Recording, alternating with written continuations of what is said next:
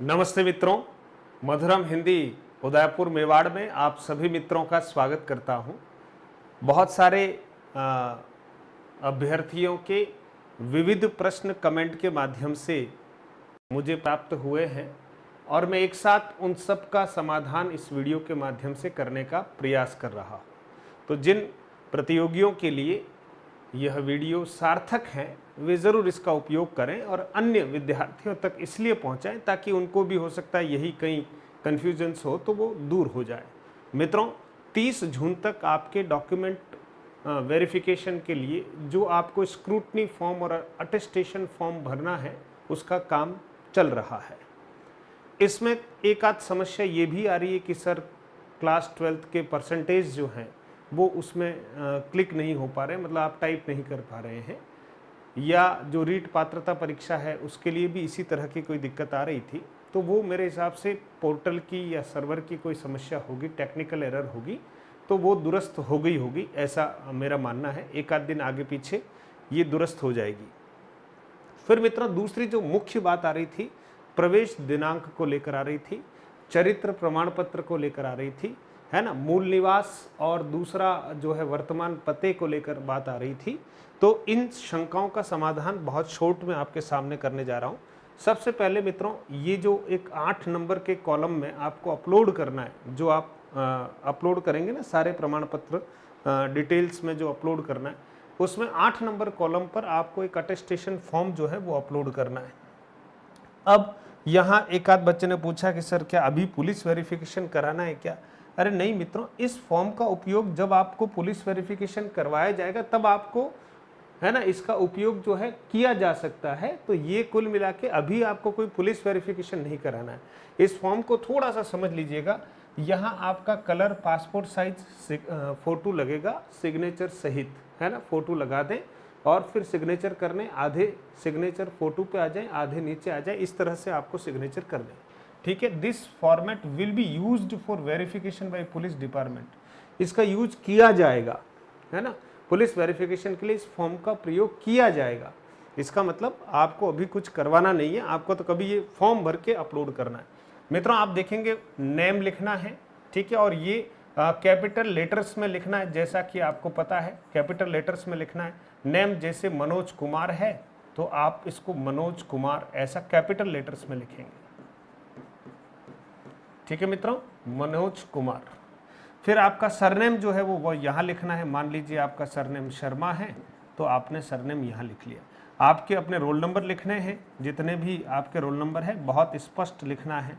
ठीक है, और मेरिट नंबर आपका लिखना है मित्रों। अब यहाँ मेरिट नंबर को लेकर भी एक स्थिति है कि आपका मेरिट नंबर कौन सा है ना। अब उसमें जो आपको कहीं न कहीं जो आपने देखा होगा कि क्रमांक तो अब आपको कोई सीधे सीधे पता है नहीं आपका मेरिट नंबर कौन सा है।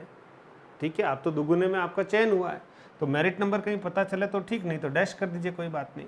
बात आ रही प्रेजेंट एड्रेस और होम एड्रेस।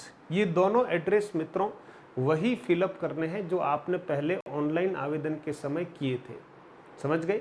परीक्षा के लिए जब मेंस के लिए आपने एक ऑनलाइन आवेदन किया था, उस ऑनलाइन आवेदन में जो आपने एड्रेस भरा था, ज़्यादा दिमाग नहीं लगाना, वही एड्रेस आपको भर लेना है।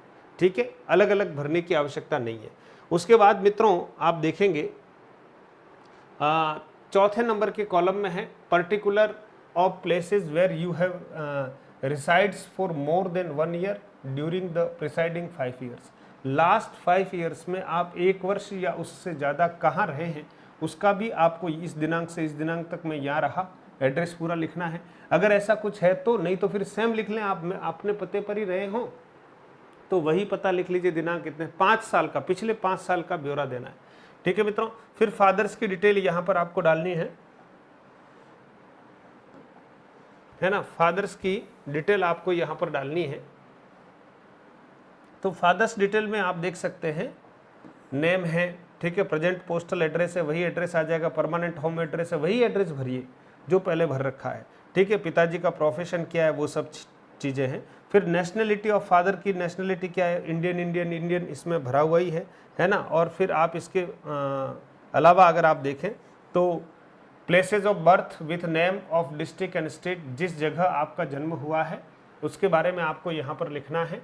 ठीक है, डेट ऑफ बर्थ आपको यहाँ पर लिखनी है। Present age on advertisement norms, advertisements में जो नॉर्म्स दे रखे हैं उस तक आपकी जो है एज जो है वो कितनी है वो आपको यहाँ लिखनी है। एज एट मेट्रिकुलेशन, यानी आप 10वीं कक्षा पास कर रहे थे तब आपकी एज क्या थी, है ना, पास की तब आपकी एज क्या थी वो आपको निकालनी है। प्लेस ऑफ बर्थ, डिस्ट्रिक्ट और स्टेट, ये सब छोटी छोटी बातें हैं, है ना, जो आपको बहुत आसानी से समझ में आ जाएगी, लेकिन कई बार आप कंफ्यूज हो जाते हैं, तो थोड़ा ध्यान रखिएगा। ठीक है मित्रों, वैसे मैं कोशिश कर रहा हूँ कि आपका कन्फ्यूज़न दूर हो जाए काफ़ी हद तक। ठीक है, district, state which you belong, आप कौन से डिस्ट्रिक्ट और स्टेट से बिलोंग करते हैं। स्टेट योर रिलीजन, है ना, are you a member of schedule caste वगैरह जो भी है तो यस नो कर दीजिएगा। कोष्टक में आप चाहते हैं तो वो कास्ट भी लिख लीजिए, एससी है या एसटी से है, ऐसा कोई ऐसी दिक्कत वाली बात नहीं है। फिर मित्रों, जो खास जहाँ पर दिक्कत आ रही थी हमारे अभ्यर्थियों को, है ना, वो इस 10वें नंबर के कॉलम में महत्वपूर्ण जो बात है वो आपसे शेयर करने वाला हूँ। तो सबसे पहले तो आप देख लीजिएगा, आपको जो दिक्कत आ रही थी वो पॉइंट ये है, वो पॉइंट ये है कि education qualification showing places of education with years in school and college since 15 years of age. आप 15 साल के हुए और उसके बाद से जो आपने एजुकेशन ली है उसके बारे में आपको यहाँ पर लिखना है। अब देखिए, यहाँ पर आपको सबसे पहले नंबर 1 नेम ऑफ स्कूल, है ना, एड्रेस लिखना है पूरा। तो आप सोचिए, सबसे पहले आप 15 साल की जब आपकी एज थी तो आप सोचिए 5-6 साल में अपन विद्यालय जाते हैं, तो 15 साल की एज में लगभग हम 10वीं क्लास में होते हैं। तो आपको name of school, college with full address, यहाँ पर पूरा एड्रेस लिखना है, स्कूल का नाम लिखना है और उसका पूरा एड्रेस लिखना है। ठीक है मित्रों, यहाँ पर भी आप देखिए आपको पूरा नंबर 2 पे भी एड्रेस लिखना है। तो 1 number, 2 number, 3 number, 4 number, 5 number, यानी 15 वर्ष से बाद आपने किस किस संस्था से एजुकेशन ली है उसकी पूरी डिटेल भरनी है। मोटे तौर पर आप मान के चलेगा कक्षा 10 से आपको डिटेल भरनी है। ठीक है, कक्षा 10 में सबसे पहले बात आती है कि डेट ऑफ एंटरिंग, यानी कक्षा 10 में आपका प्रवेश कब हुआ था। अब यहाँ बच्चे कह रहे हैं कि सर हमारे पास तो ये प्रवेश की दिनांक है ही नहीं। ठीक है, इसके 2-3 तरीके हो सकते हैं। आप देखिए, कुछ विद्यार्थी ये भी कमेंट करें कि सर हमारा तो स्कूल ही बंद हो गया, सब कुछ खत्म हो गया, वो स्कूल ही नहीं रहा जिसमें हम पढ़े, तो हम क्या करें, है ना। कुछ बच्चे ये करें कि सर स्कूल अभी बंद है तो हम डेट का पता कैसे करें। मतलब अलग अलग तरह के प्रश्न हैं। तो सबसे सरल तरीका जो है मित्रों डेट का पता करने का, कि आपकी मार्कशीट है 10वीं की, उस मार्कशीट को देखिए, उस मार्कशीट में जो डेट दे रखी है रिजल्ट डिक्लेरेशन की, उससे ठीक 1 वर्ष पूर्व, लगभग आप ये मान के चलिएगा जुलाई का महीना, 1 वर्ष पूर्व का मतलब जुलाई का कोई महीना हो, है ना। और आप देख लीजिएगा, जैसे 1999 में आपका रिजल्ट जो है वो घोषित हुआ है, तो 1998 की जुलाई की डेट आप जो है उसमें एंटर कर सकते हैं बहुत इजी वे में। या आपके पास कोई टीसी पड़ी हुई है, उसमें सारी डेट्स लिखी हुई होती है, प्रवेश की तिथि वगैरह, उसका उपयोग कर सकते हैं। और नहीं है तो इस डेट से कोई बाहर नहीं निकाल रहा, आपको ठीक उस रिजल्ट को देखना है। रिजल्ट घोषणा की जो डेट है उसके पीछे वाले वर्ष का जुलाई का महीने की कोई डेट आप लिख सकते हैं। लेकिन ये डेट लिखते समय उस वर्ष के कैलेंडर में जरूर देख लें कि कोई संडे नहीं पड़ रहा हो, बस इससे ज़्यादा कुछ नहीं। जैसे आपने यहाँ पर लिख लिया, आपको पता नहीं और आपने डेट लिख लिया 5 जुलाई 2002 मान लीजिए। ठीक है, डेट ऑफ लिविंग क्या होगी। डेट ऑफ लिविंग मित्रों जो है जिस समय हम वहां से टीसी लेते हैं, समझिए आप, अगर आपने टीसी ली है तो, नहीं ली है तो 10वीं कक्षा हमने छोड़ी कहाँ है ना, 10वीं कक्षा को छोड़ दिया, विद्यालय नहीं छोड़ा है। तो आप डेट ऑफ लिविंग अगर लिखना है तो आप यहाँ पर जो रिजल्ट की घोषणा हुई है उसके 10 दिन 15 दिन बाद या उसके बाद जो जुलाई का महीना आ रहा है, जैसे रिजल्ट आपका मान लीजिए जून में आ गया सपोज, ठीक है, तो जुलाई के महीने में आपने स्कूल को 10वीं कक्षा को एक प्रकार से छोड़ दिया, तो या तो वो रिजल्ट के डिक्लेरेशन की जो डेट है या तो आप वो लिख लीजिए या उसके 5-10 दिन बाद की कोई डेट डाल दीजिए। कोई ऐसा प्रलय नहीं आ रहा है। एग्जाम पास्ड, जिस तारीख को आपने एग्जाम पास किया है वो डेट डाल दीजिए। तो यहाँ 10-15 दिन बाद वाली डेट डाल सकते हैं, या रिजल्ट डिक्लेरेशन हुआ उसके बाद ठीक जुलाई महीने की कोई डेट डाल दीजिए, चलेगा। और इधर जो है वो आपने एग्जामिनेशन जो पास किया है, 10th पास किया है, तो उसकी डेट यहाँ पासिंग डेट लिख सकते हैं जो रिजल्ट पर होती है। इसी तरह से आप कक्षा 12वीं, ग्रेजुएशन, पोस्ट ग्रेजुएशन सबकी डाल दीजिए। ग्रेजुएशन वाले मामले में फर्स्ट ईयर में प्रवेश लिया। अब बहुत सारे बच्चे अगर सर हम स्वयं पाठी थे, है ना, तो स्वयं पाठी थे तब भी मित्रों आपने वहाँ टीसी जमा कराई है, आपने एडमिशन तो लिया ही है, तो आप कोई डेट डाल दीजिए, जुलाई महीने की, अगस्त महीने की, कोई फर्क नहीं पड़ रहा है। ठीक है, बस ये जरूर है कि वो ध्यान रखना है कि आपकी जो मार्कशीट है उसके अकॉर्डिंग आप डेट सेट कर लीजिएगा। इन डेट्स की वजह से आपको कोई बाहर नहीं निकाल रहा है, इसलिए बहुत ज़्यादा तनाव न लें। तो एक बात तो ये होगी मित्रों। ठीक है। उसके बाद यहाँ पर एक चीज़ और थी, विद्यार्थी पूछ रहे थे, ये 11th नंबर का कॉलम है, if you have any time been employed give your details. अगर आप पहले से कहीं सर्विस में है, जैसे कोई एलडीसी है और अब 3rd ग्रेड में आ रहा है, लैब असिस्टेंट है या इस तरह से किसी और सेवा में है और वो आ रहा है, तो वो अपनी यहाँ डिटेल दे दें, ठीक है। उसके बाद have you ever been convicted by a court, आप कोर्ट के द्वारा कभी इस तरह से कुछ अपराधी घोषित किए गए हैं, तो नो है तो नो लिख लीजिएगा। Name of 2 responsible person of your locality और 2 references to whom you are known.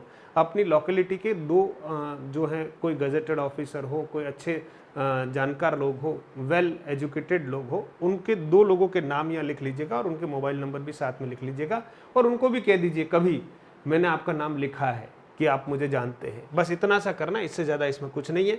उसके बाद देखिए आई सर्टिफाई वगैरह सब कुछ करके, और यहाँ पर आपको अपने क्या करने हैं मित्रों, सिग्नेचर आपके करने हैं, यहाँ पर आपके सिग्नेचर हो जाएंगे, ठीक है। उसके बाद ध्यान रखना, इसमें क्या करना है कि certificate to be signed by a gazetted officer और a member of legislative assembly और other authority prescribed by appointing authority. अब यहाँ पर कुल मिला के आपको नाम वगैरह लिखना है और किसी भी गजेटेड ऑफिसर के साइन हो जाएंगे और सील हो जाएगी, यानी प्रिंसिपल हैं, लेक्चरर हैं, डॉक्टर्स हैं, जो है ना एसडीएम साहब हैं, तो जो गजेटेड ऑफिसर है उनके आपको सील साइन यहाँ पर करवा लेने। आपका फॉर्म कंप्लीट हो गया, स्कैन करें और अपलोड कर दें, बस ये इतना सा काम करना है।